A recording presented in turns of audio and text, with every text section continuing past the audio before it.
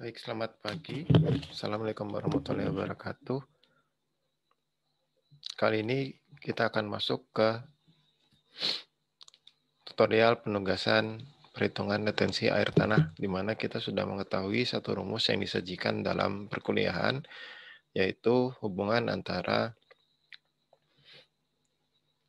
kadar air volumetrik dengan hisapan matriks atau hisapan tanah.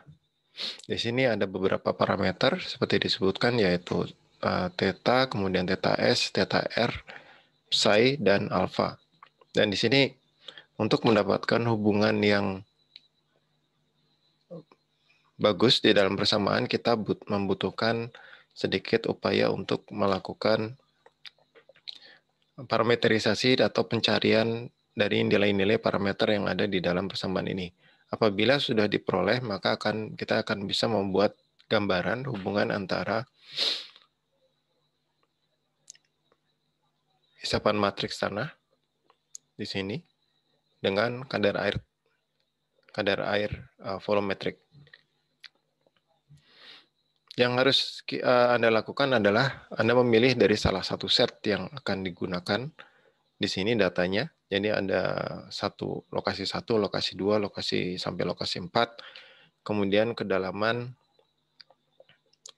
ada 2 kedalaman masing-masing lokasi, dan ada berbagai kondisi hisapan matriks dalam satuan cm H2O. Ini adalah nilai yang nanti akan dimasukkan sebagai nilai psi di dalam rumus. Kemudian ini adalah nilai theta di dalam rumus. Sehingga nanti apabila kita sudah bisa menentukan parameter dari modelnya, maka nilai-nilai yang berada di antaranya kita juga bisa cari dengan menggunakan rumus tersebut. Yang Anda harus lakukan adalah yang pertama tentukan nilai parameter-parameter tadi.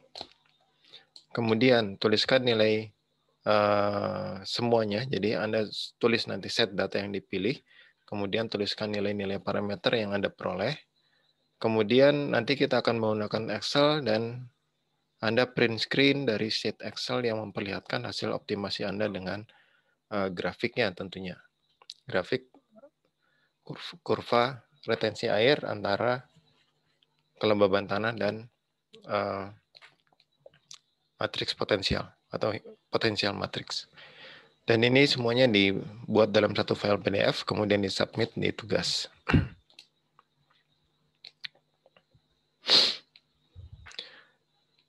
Di LMS sudah di-upload satu file ini, water retention curve, yang kalau Anda download nanti akan bisa diperoleh file Excel.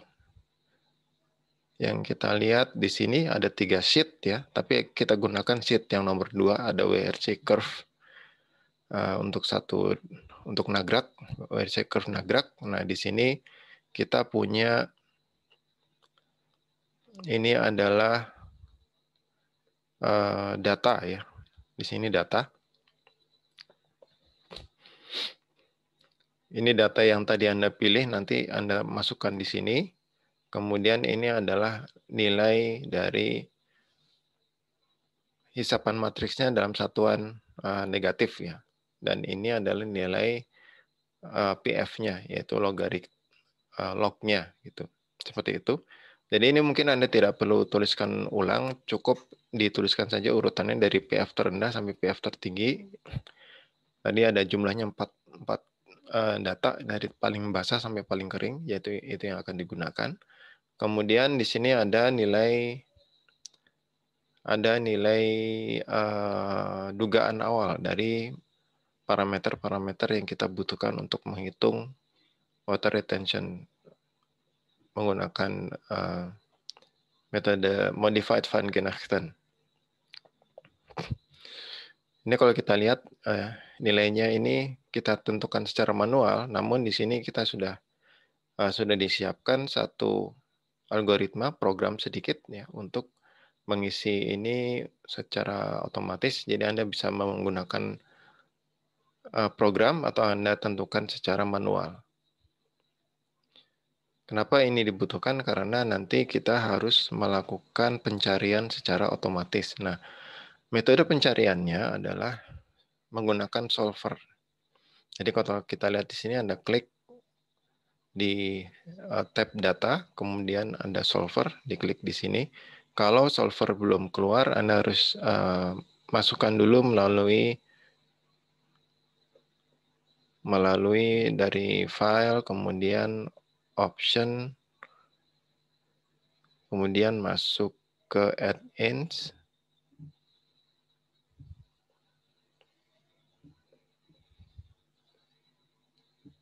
kemudian manage Excel add-ins, go, dan di sini Anda tinggal centang mana solvernya, seperti itu. Nah, kembali ke solver,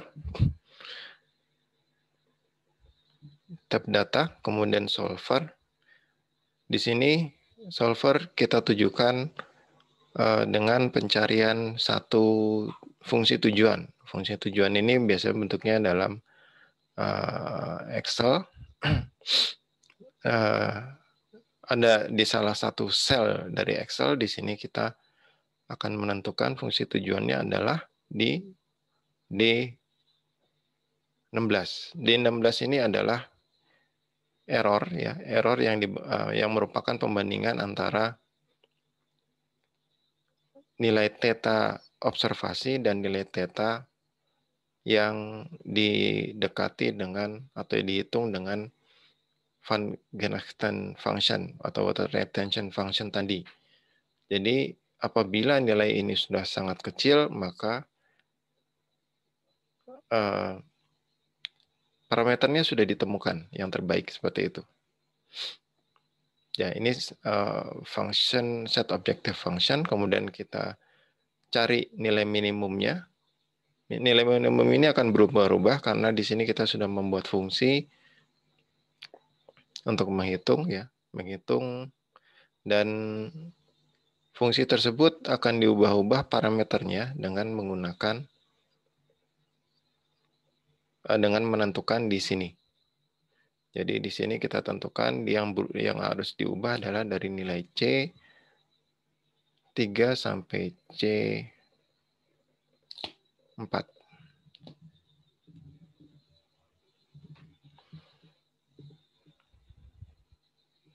Nah, dengan demikian kita sudah menentukan fungsi tujuan, kemudian apa yang akan dilakukan oleh solver, dan bagaimana cara mencapai fungsi tujuan tersebut, yaitu mengubah-ubah nilai dari parameter atau sel di sini yang merupakan parameter-parameter dari persamaan yang kita cari.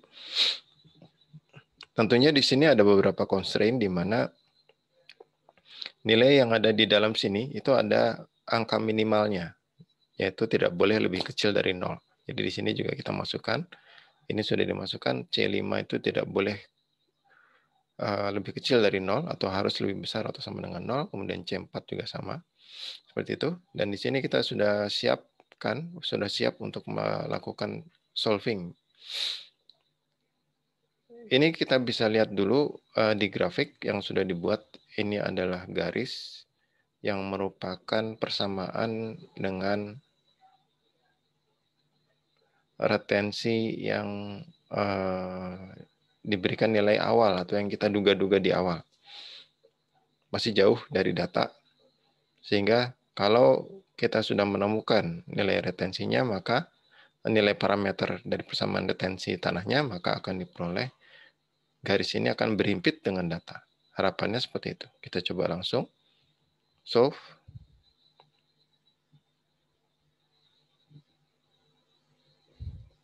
Sudah selesai, dan kita lihat bahwa kita sudah temukan garisnya sudah berhimpit dengan data seperti itu. Nah, ini kalau dilihat untuk garis, ya, untuk garis seperti ini.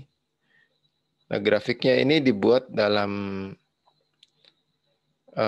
sumbu X-nya adalah PF, jadi bukan potensial matriks itu sendiri atau H dalam satuan cm H2O, tapi ini PF, jadi log-nya, kemudian ini adalah kelembaban tanah. Seperti itu adalah cara pertama. dengan menggunakan solver secara manual. Ini bisa dilihat bahwa nilai ini adalah hasil dari satu fungsi. Nah, kita belum lihat fungsinya. Kita coba masuk ke web developer, kemudian masuk ke Visual Basic. Nah, di sini kita langsung temukan ada modul. Nah, di sini ada fungsi WRC yang digunakan di sel tadi di sini ya. Ini fungsi WRC. Kemudian kita lihat di sini adalah kode programnya. Kita bisa lihat kode program ini sama dengan persamaan yang kita bahas tadi. Ya, kode program ini sama dengan persamaan yang kita bahas tadi. Sehingga yang penting adalah kita bisa melakukan programming sedikit yang tepat gitu ya. Ini bisa menjadi contoh, Anda bisa lakukan sendiri nanti. Anda bisa buat sendiri. Pertama untuk membuat fungsi, kita mengetikkan function, kemudian kita mengetikkan apa nama functionnya, dan kemudian di dalam kurung kita tempatkan variabel-variabel apa saja yang akan kita gunakan dalam perhitungan di sini. Kemudian kita bisa tinggal menuliskan fungsinya, urutannya seperti apa, dan selanjutnya kita bisa panggil di Excel. Nah, yang kedua, ini ada dua tombol. Dua tombol ini sebetulnya sudah disiapkan juga untuk eksekusi secara otomatis. Ya. Kita lihat, untuk melihat kedua tombol ini, kita bisa, atau mengeditnya, kita bisa mengklik dulu Design Mode, kemudian kita klik di Initial Condition. Ini adalah tombol pertama. Nah, Initial Condition ini intinya adalah hanya mengisi parameter.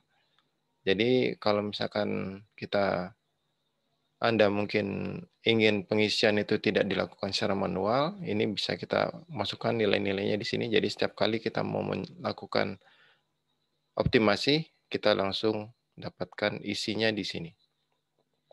Yang kedua adalah tombol optimize. Nah, tombol optimize ini pada dasarnya juga solver, tapi solver yang dieksekusi melalui kode program. Sintaks atau perintahnya adalah solver OK dimulainya ya. Kemudian ditentukan range-nya. Kemudian di sini adalah apa nilai yang dicari. Ini ada ketentuannya, jadi harus dilihat di help-nya ya. Maksimum, minimum value ini ada ketentuannya. Untuk minimum itu kodenya 2. Kemudian nilai yang diubah-ubah range-nya adalah C3 sampai C6 yang tadi juga sama seperti waktu kita dengan solver manual. Setelah itu ditutup dengan solver solve user finish titik 2 sama dengan true. Nah, ini kalau sudah sampai di sini nanti solvernya akan dieksekusi. Baik, kita kembali ke sheet-nya. Kita coba lagi. Kalau tadi kita sudah menggunakan solver secara manual, di sini kita coba lakukan dengan otomatis. Ini kita coba ubah lagi menjadi nilai inisial. Kemudian kita lihat bahwa grafik ini masih jauh dari data. Kemudian kita lakukan optimize. Ya, kita sudah temukan nilai yang teroptimasinya dan hasil solvernya kita sudah bisa lihat grafiknya ya, berhimpit antara garis kurva dengan data seperti itu. Demikian untuk tutorial tugas yang pertama. Mudah-mudahan dapat dilakukan dengan sebaik-baiknya.